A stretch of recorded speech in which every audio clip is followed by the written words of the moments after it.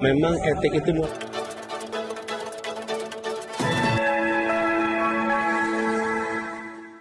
Assalamualaikum warahmatullahi wabarakatuh. Salam perubahan, salam sejahtera untuk semuanya.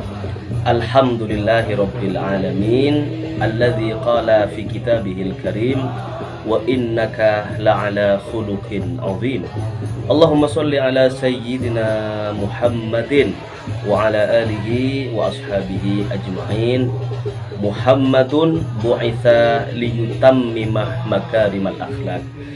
Sobat Sewot dimanapun Anda berada, Alhamdulillah hari ini kita bersyukur kepada Allah Subhanahu wa Ta'ala atas semua nikmat yang telah diberikan kepada kita dan atas kesempatan ya untuk kita bisa berjumpa kembali tentunya di channel kesayangan Indonesia Sewot TV. Nah, Sobat Sewot dimanapun Anda berada, kita haturkan sholawat dan salam kepada Nabi besar, junjungan kita semuanya, pemberi syafaat di hari kiamat, Nabi Muhammad Sallallahu Alaihi Wasallam, yang diutus oleh Allah Subhanahu Wa Taala ke alam dunia ini untuk menyempurnakan etika, ya, untuk menyempurnakan akhlak, nah, untuk menyempurnakan perangai anak manusia, umat manusia di akhir zaman. Oke, Sobat Sewot di manapun Anda berada, hari ini Indonesia ya kembali gempar oleh kalimat ndasmu etik yang dilontarkan oleh Capres Prabowo Subianto. Lantas apa arti kata ndasmu etik yang sebenarnya gitu kan? Lalu apa dampak yang dirasakan masyarakat setelah kalimat tersebut menjadi viral di mana-mana? Oke, sobat-sobat yang dirahmati Allah, yang disayangi Rasulullah. Kata ndasmu itu diambil dari bahasa Jawa yang berarti kepalamu. Sedangkan kata etik ya, menurut Kamus Besar Bahasa Indonesia memiliki definisi kumpulan asas atau nilai yang berkenaan dengan akhlak, nilai mengenai benar dan salah yang dianut suatu golongan atau kelompok masyarakat. Nah, sedangkan ungkapan ndasmu etik yang dilontarkan oleh Prabowo Subianto diduga sebagai bentuk kritikan atas pernyataan Mas Anies Rashid Baswedan soal perasaan dan etika Prabowo Subianto saat mendengar keputusan Mahkamah Konstitusi yang mengabulkan judicial review atas usia cawapres ya, usia capres dan cawapres yang kemudian diputuskan oleh pamannya Gibran Raka Buming Raka.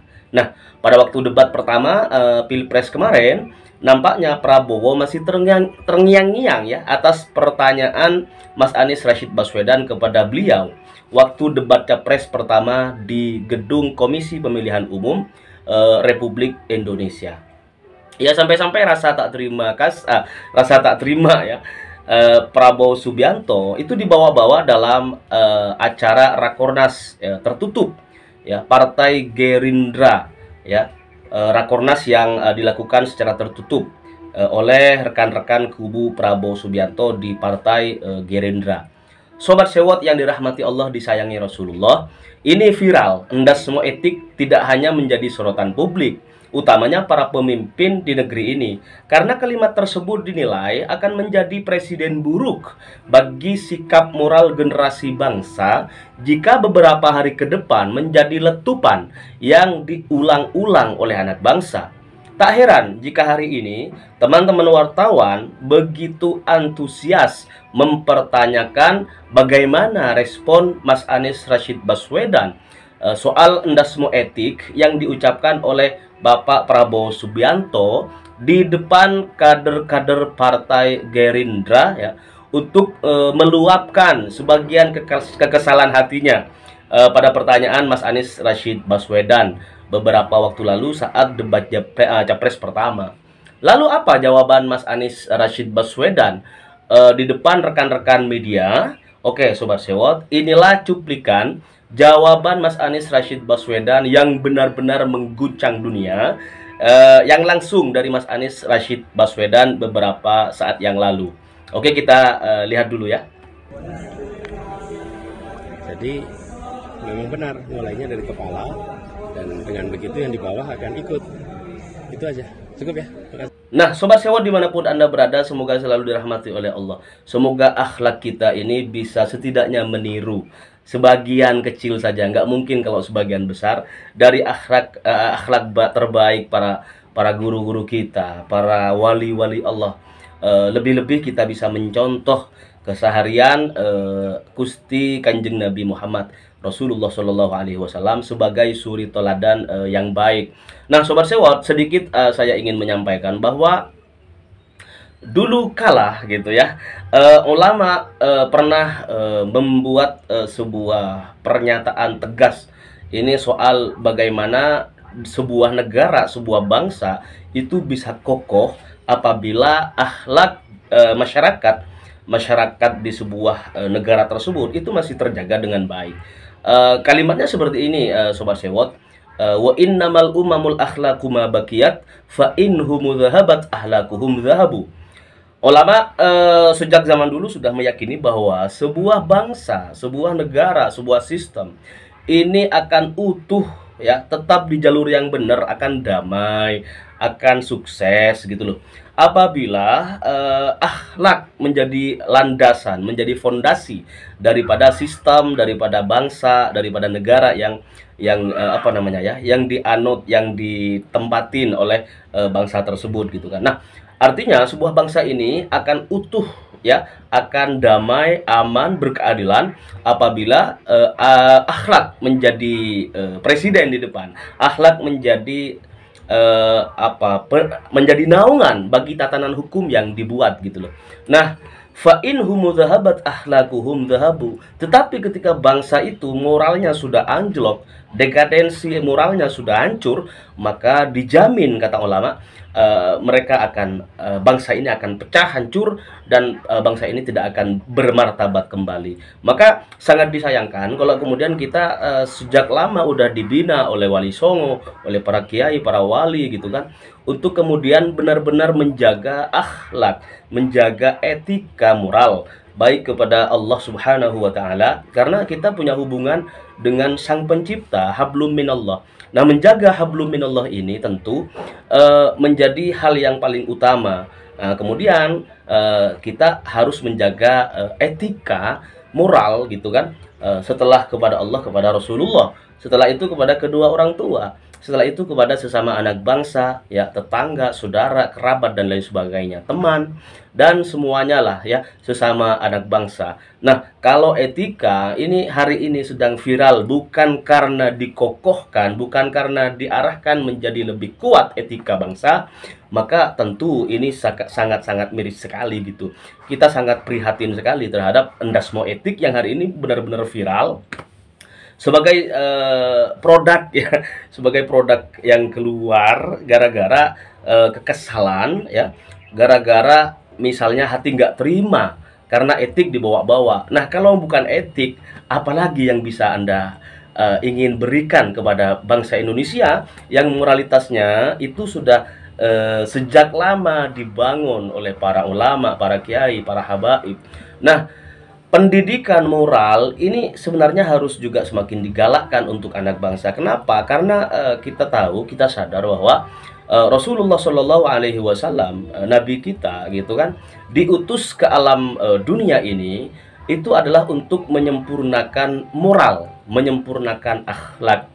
Nah, seperti yang dicontohkan oleh Rasulullah di 24 jam kehidupan, bagaimana hidup membangun keluarga yang sakinah, mawaddah, warahmah, bagaimana hidup menjadi pemimpin yang jujur, amanah, tabligh, fatonah, bagaimana menjadi pemimpin panglima perang yang tidak tinggal diam di belakang, tetapi Rasulullah berada di garda terdepan untuk memupuk rasa keimanan kepada Allah, memupuk jihad ya kepada Allah Subhanahu wa taala, jihad kepada agama, li'i'la'i kalimatillah. Nah, Sobat Sewot, wa innama bu'itsu liutammima makarimal akhlak. Ini pengakuan Rasulullah yang tidak boleh kita hapus dari Indonesia. karena barokah hadis inilah yang kemudian Indonesia ini yang tetap bisa merawat kebinekaan gitu. Bahwa Rasulullah itu diutus, innama bu'istu liutammima makarimal akhlak, untuk menyempurnakan akhlak, untuk menyempurnakan etika. Etika kepada Allah, etika kepada sesama, etika kepada kedua orang tua, etika kepada semuanya. Nah, inilah kemudian etik ini selain harus dipakai oleh manusianya itu sendiri, etika juga harus menjadi seragam, menjadi baju bagi sistem dan keputusan kebijakan yang diterapkan dan dibuat oleh pemerintah kita. Kalau yang seperti Mas Anies bilang tadi, etika itu emang dari kepala awalnya gitu. Artinya apa? Ketika kepala ini sudah mudah ditundukkan, mudah ta'zim kepada guru, mudah ta'zim kepada para ulama, mudah cinta kepada apa yang sudah disampaikan Rasulullah, ya, pelajaran-pelajaran akhlak yang sudah diajarkan oleh baginda Nabi, maka dari sinilah kemudian akan terproduksi sikap baik ke bawah gitu. Hati juga akan menjadi baik. Tapi sekarang otak bangsa kita ini selalu dibikin ngeres gitu oleh teman-teman yang oknum-oknum yang tidak bertanggung jawab gitu. Nah, kemudian juga dari kepala inilah kemudian punya makna yang sangat bagus sekali Mas Anies nyindir kepemimpinan nasional baik di partai politik. Kalau kepalanya partai, ketua partai, moralnya anjlok, maka ke bawah bisa dipastikan ini akan mengalami dekadensi moral. Ketika sebuah partai moral ketuanya hancur, maka kader-kadernya juga akan hancur. Ketika kader-kader hancur, ketuanya akhlak dan moral etika hancur, maka ini akan mudah untuk melakukan penipuan terhadap rakyat, untuk melakukan korupsi di mana-mana gitu kan. Dan semuanya ini satu kesatuan. Kalau kepala ini inti gitu. Kalau kita perhatikan kalimatnya Mas Anies bahwa kepala itu menjadi pusat etika, pusat moral, pusat berpikir agar fakir qabla an ta'zim, berpikirlah sebelum kalian bertindak. Kalau kemudian misalnya keluar kalimat endasmo etik tanpa dipikirkan di otak, di kepala dulu sebelum kemudian ngomong endasmo etik, maka ini harus dikoreksi. Apakah sebagai kepala ya, ini sudah nggak beretika, sehingga keluarlah kalimat-kalimat yang tidak bisa dikontrol oleh hatinya. Akhirnya kalimatnya bisa kita nilai kalimat-kalimat kotor, kalimat-kalimat provokatif gitu, kalimat-kalimat yang tidak bisa dijadikan teladan bagi bangsa Indonesia. Maka Sobat Sewot yang dirahmati Allah Subhanahu wa taala, akhlak ini menjadi satu materi dalam kehidupan kita agar kita menjadi sukses gitu. Kenapa? Kalau orang itu meskipun alim, kaya, tetapi moral dan etikanya hancur, maka kekayaannya nggak bernilai, jabatannya nggak ada nilainya sama sekali. Tetapi meskipun kita sebagai warga negara yang rakyat kecil, rakyat biasa, orang desa, orang pegunungan, pedalaman gitu, nggak punya ilmu, tetapi etikanya bagus bener gitu kan, ini akan menjadi contoh bagi masyarakat sekitar. Ini akan dijadikan sebuah imam kebaikan. Maka dengan demikian Sobat Sewot, mari kita jangan salah memilih pemimpin, jangan salah memilih kepala. Kalau kepalanya ini pemimpinnya ini udah nggak bermoral etika, maka fantadiris saat, tunggulah saat kehancurannya bangsa Indonesia. Seperti misalnya ini juga pesan dari Rasulullah Shallallahu Alaihi Wasallam bahwa ketika idza wusidal amru, jadi kalau perkara itu udah dikasih kepada yang bukan ahlinya, maka fantadiris saat, maka tunggulah waktu kehancurannya. Sama jabatan wakil presiden ini bukan jabatan main-main. Tapi kalau kemudian ada orang yang bukan faknya, bukan ahlinya di bidang pemerintahan, dia belum layak untuk dijadikan pemimpin misalnya, kenapa dipaksakan menjadi calon wakil presiden? Ini kan presiden buruk ya bagi moral politik, bagi etika politik, etika berbangsa, etika dalam keluarga gitu kan. Nah, Indonesia hari ini sedang ada di persimpangan, betul kata Mas Anies, ada di persimpangan ya, persimpangan jalan antara negara ini menjadi negara hukum ya, atau menjadi negara kekuasaan. Kalau tetap dipaksakan ya, ada anak jadiin calon wakil presiden, ini nada-nadanya gitu kan, mau menjadikan Indonesia mau membelok Indonesia ke arah kekuasaan gitu, menjadi negara kekuasaan. Tetapi kalau kita menginginkan perubahan, kita akan berada dalam jalur negara yang akan dibentuk menjadi negara hukum gitu kan, hukum di atas segalanya. Presiden bisa dijerat hukum, wakil presiden bisa masuk penjara kalau kemudian menanggalkan etika moral berbangsa dan bernegara. Nah, sobat sewa dimanapun Anda berada, semoga barokah. Semoga kecintaan kita kepada Allah Subhanahu wa taala, kecintaan kita kepada Rasulullah, baginda Nabi besar Nabi Muhammad sallallahu alaihi wasallam, dan doa kita yang memohon kepada Allah, amin amin gitu kan, agar Allah Subhanahu wa taala memberikan pemimpin yang adil, pemimpin yang bersama rakyat, pemimpin yang jujur, pemimpin yang amanah, nggak pelongo gitu kan.